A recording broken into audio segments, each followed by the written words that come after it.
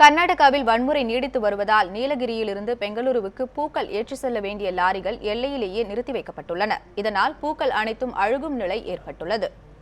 நீலகிரியில் சாகுபடி செய்யப்படும் மலர்கள் பெங்களூருவுக்கு கொண்டு செல்லப்பட்டு ஏலம் விடப்படும்.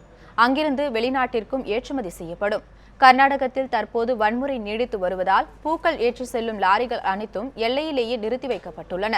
அது மட்டுமின்றி குடோன்களில் தேக்கி வைக்கப்பட்டிருக்கும் மலர்களும் அழுகும் நிலை ஏற்பட்டுள்ளது. இதனால் பெருத்த நஷ்டம் ஏற்பட்டுள்ளதாக விவசாயிகள் கவலையில் ஆழ்ந்துள்ளனர். பண்டிகை காலமான ஓணமெல்லாம் வர்றதுனால எங்களோட விலை நல்ல விலை கிடைச்சும் இந்த பூக்களை நாங்கள் அனுப்ப முடியாமல் இருக்கிறதுனால ஏறக்குறைய இது ஒரு கோடி ரூபாய் வருவாய் இழப்பை நாங்கள் சந்திச்சுட்ருக்கிறோம். இந்த நிலை நீடிச்சுனாக்கா இந்த பூக்கள் 2-3 நாள் கழித்து நாங்கள் அனுப்ப முடியாத நிலை இதெல்லாம் வருவாய் இழப்புன்றது இல்லை தாண்டி பொருளாதார இழப்பாகவே மாறி போயிடும்.